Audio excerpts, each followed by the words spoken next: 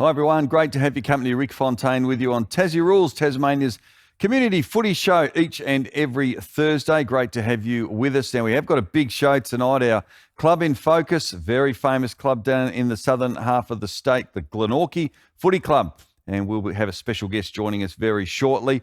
We'll also have a very special guest joining us in the studio tonight as well for our women's segment. We've got news from football around Tasmania. But as we do each and every week, it's time to dissect the great photos that have been sent in by our viewers from their local footy. It's all thanks to the Little Rivers Brewing Company.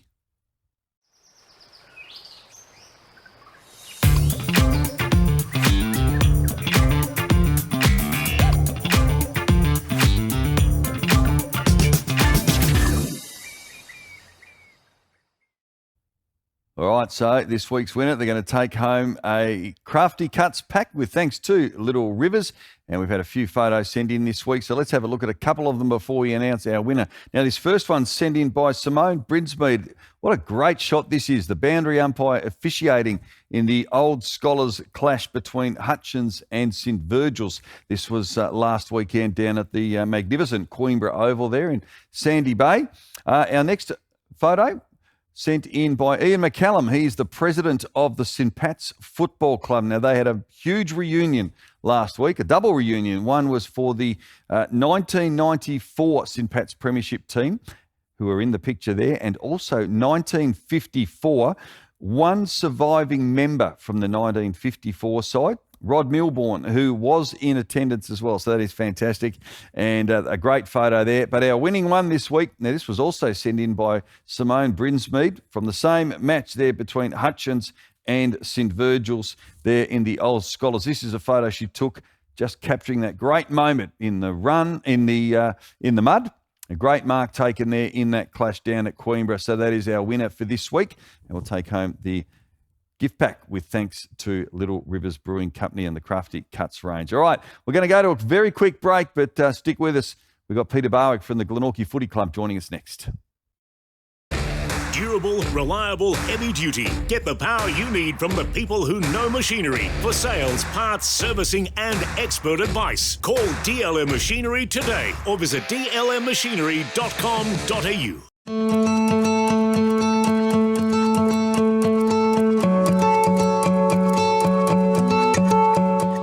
Terrific to have your company on Tassie Rules, Tasmania's footy show. With thanks to Harrison Agents, it's time to have a look at our club in focus for this week. Now, the Glenorchy Football Club, well, it is undoubtedly one of Tasmania's most successful and proudest clubs. Their last Tasmanian State Premiership League victory, well, that came back in 2016 when they defeated North Launceston at UTAS Stadium. Remember that day very well. 8 years ago, hard to believe.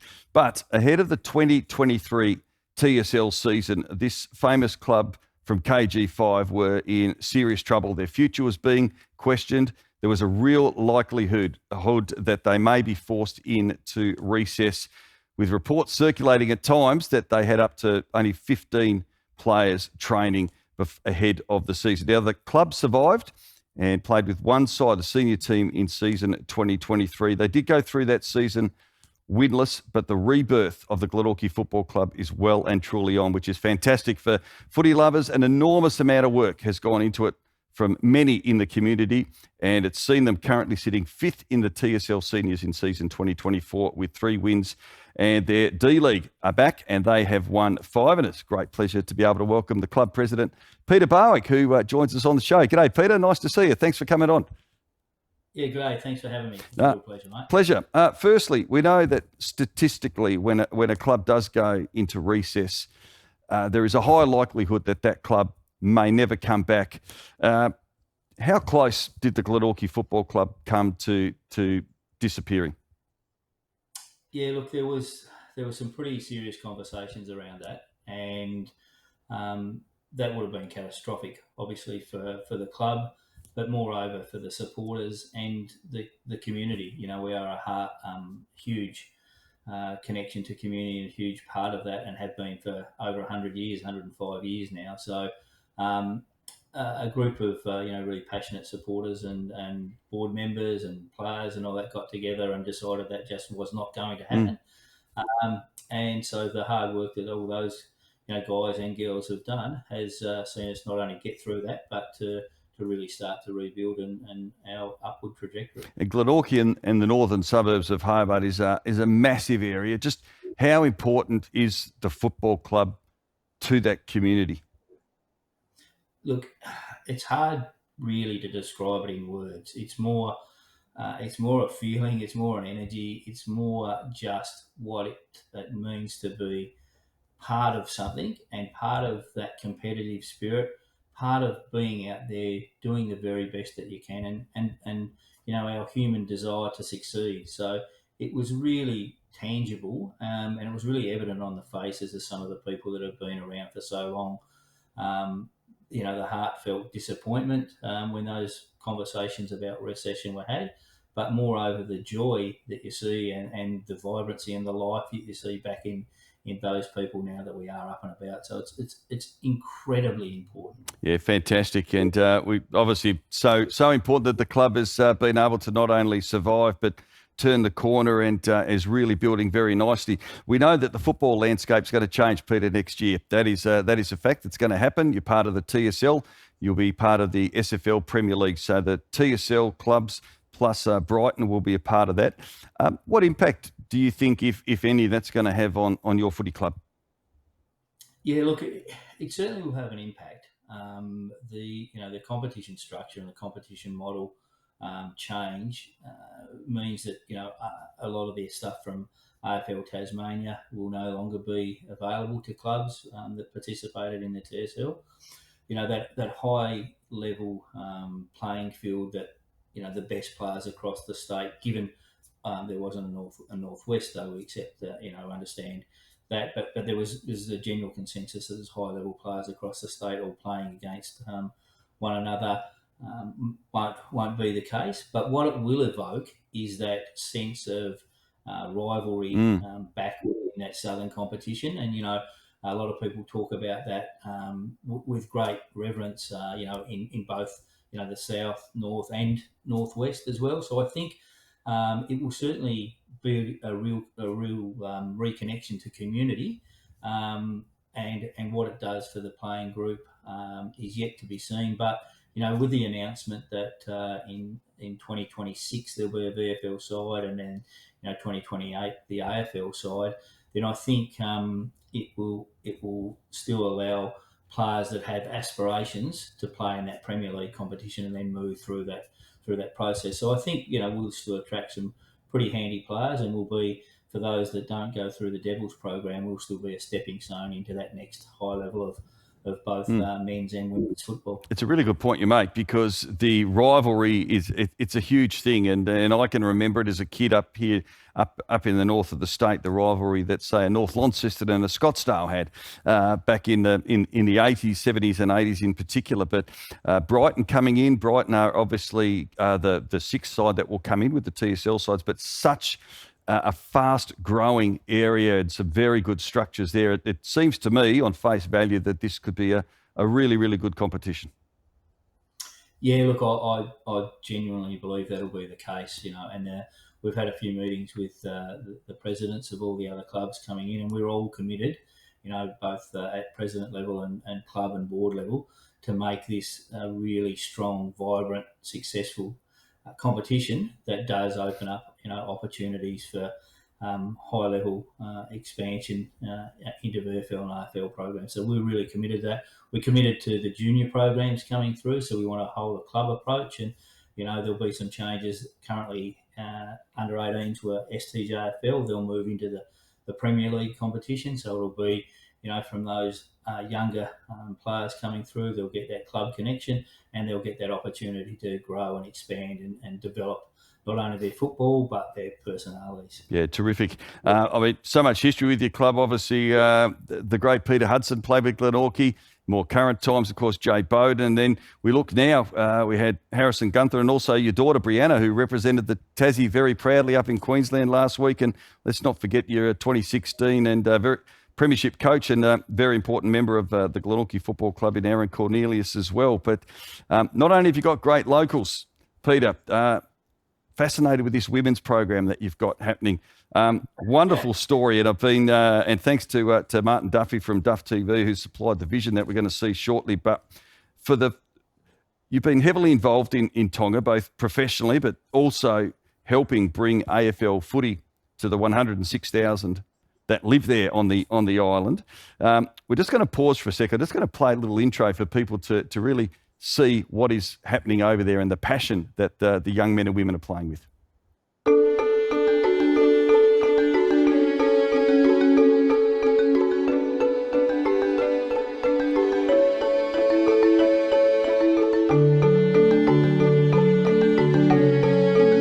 First time I've obviously come by over here. I was really, really impressed with the way that you went about it, okay?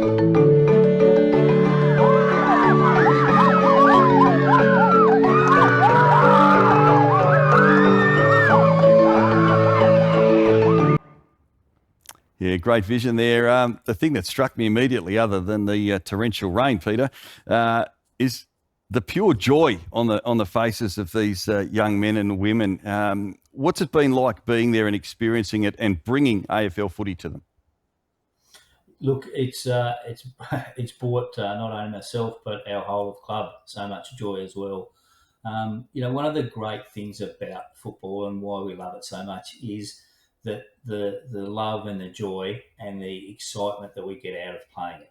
It's whether we win, lose or draw, the fact that we run out there, we put our bodies on the line and we do our best for our team and our club and our community and ourselves. And, these guys really embrace that spirit and they just want to be the best version of themselves. They want to, be the best that they can be. And they also want to be really happy when they're doing it because they just love the opportunity that it creates for them. So it's been such an eye-opening experience for us, and some of the comments from even the senior coach Josh Arnold and the other coaches around that have coached these and Bree who coaches the women. It's just they just love their energy, they love their enthusiasm, and we are a really multicultural community down in Glenorchy now. And one of the ethos from our club is to focus on inclusion, across all communities, across all genders, and across all peoples of this wonderful human race that we have. So we want to bring them in, and this is just the first step in an engagement across that ethos of our club. Yeah, it's a beautiful story, and it is an island nation that absolutely love their sport. And we're going to play some vision because obviously we've got a few of the girls down here in Tassie on a visa at the moment who are playing SFLW with Glenorchy. So while we're wrapping up, we're going to play some vision for everyone to see because there is some super talent that our viewers will see in just a moment here. But I just want to touch on, while we do that, just finally, another thing that's really important is what you're doing through your water business, Peter, and that is your goal to bring clean drinking water for the whole island of Tonga. That's a wonderful thing to be doing. How's that going? Look, I always say I get so much more out of this than I ever give. It's such a beautiful people, but it's more, across all the South Pacific nations, the challenges through global warming, the challenges of rising sea levels, the challenges of, a nation and Pacific nations that do so little to damage the environment but are affected so heavily for it.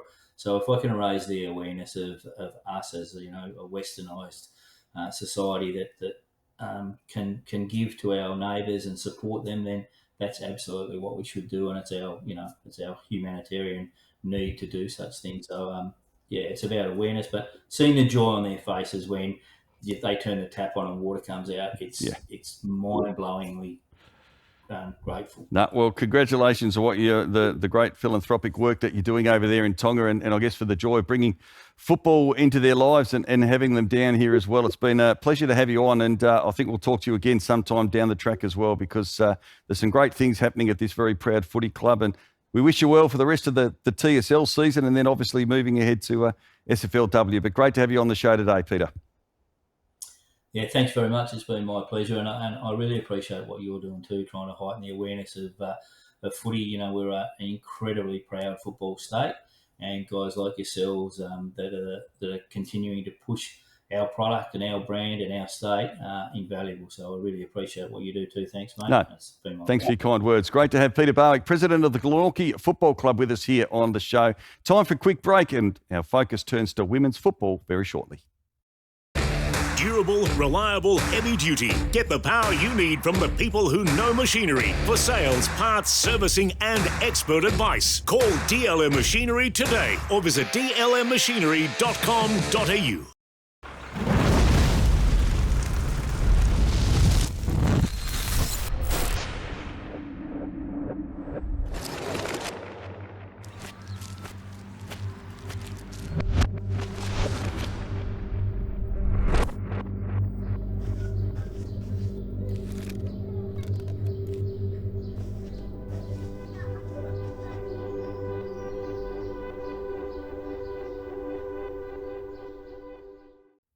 Now, thanks to Cleanaway, it's time for our women's segment. And our next guest, well, she's had a busy few weeks of football, both here and in Queensland. It's being part of the NTFA women's team that came oh so close to winning the All-Stars series.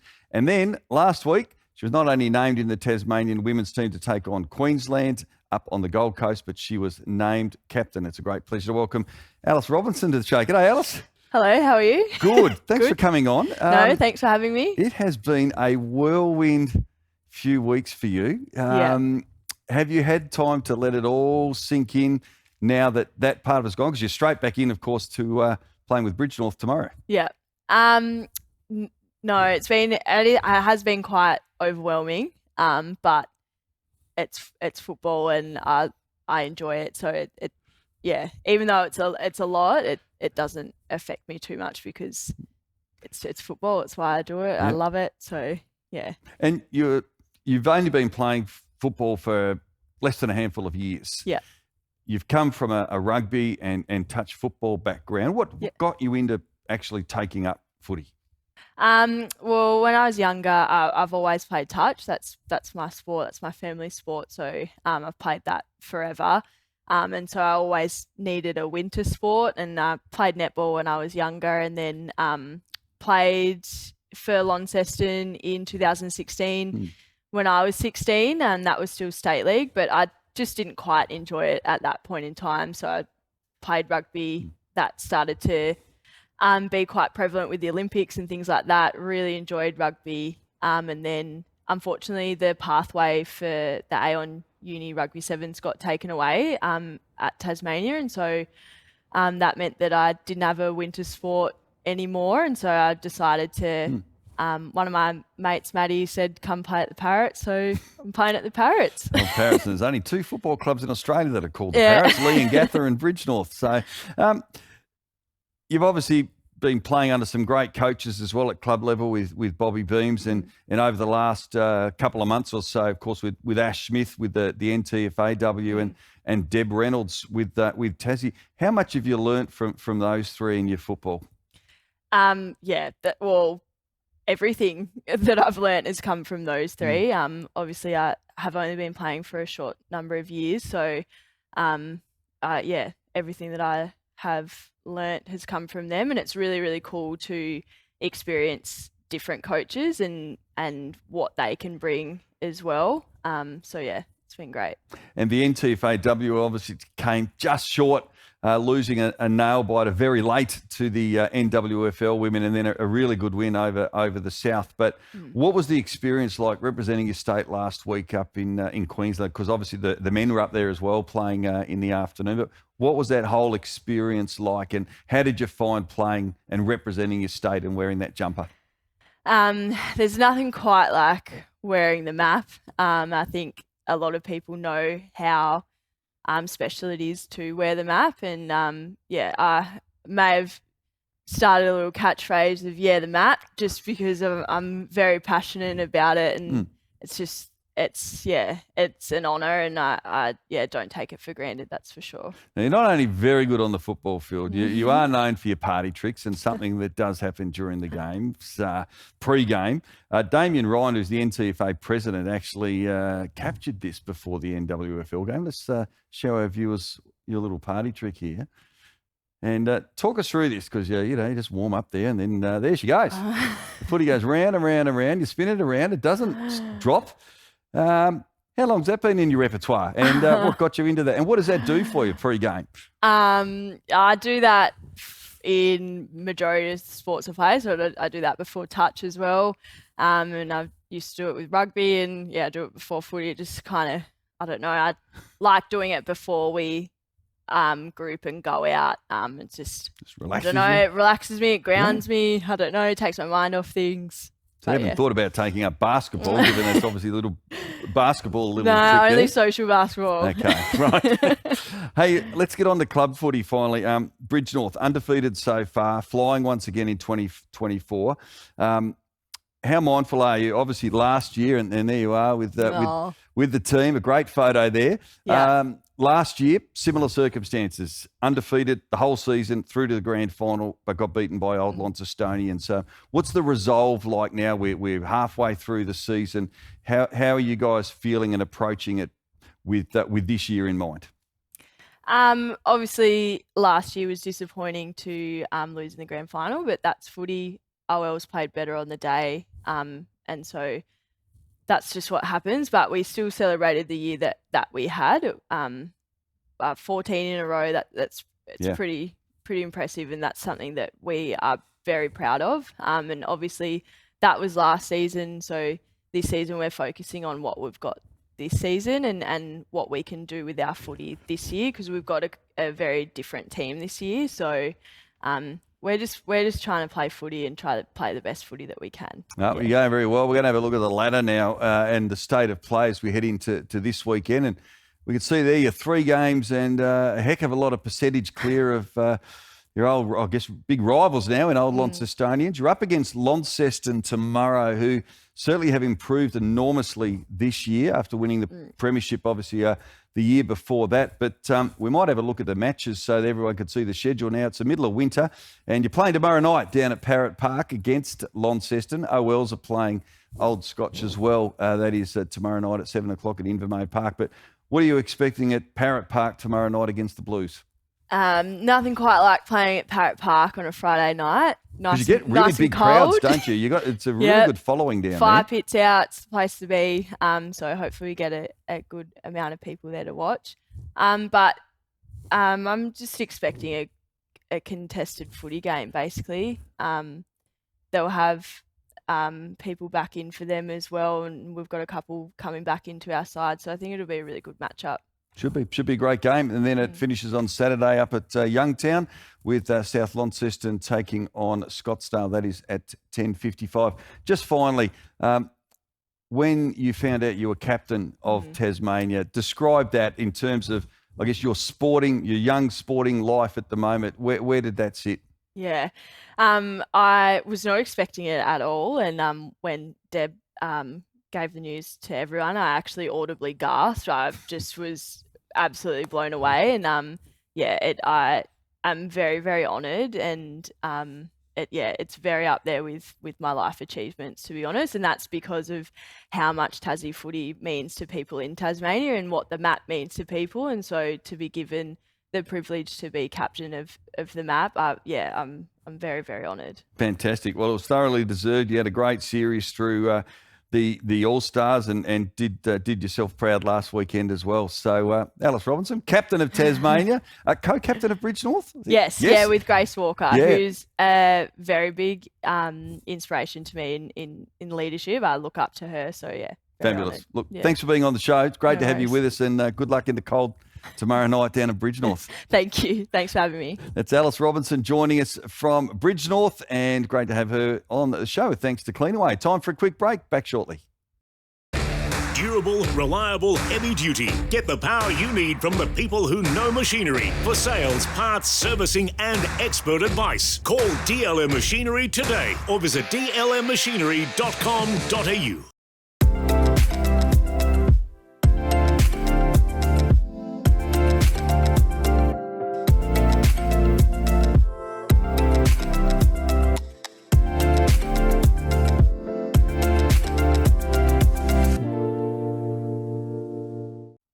Well, Welcome back to the show. Great to have your company with us. It is now time to look at footy news from around Tasmania. Tonight we thought we'd take a look at a couple of leagues that we don't hear about a lot to see what the current state of play is and what's coming up. So let's have a look at the NWFA. That's the Northwest Football Association, and we're going to have a look at the seniors ladder there.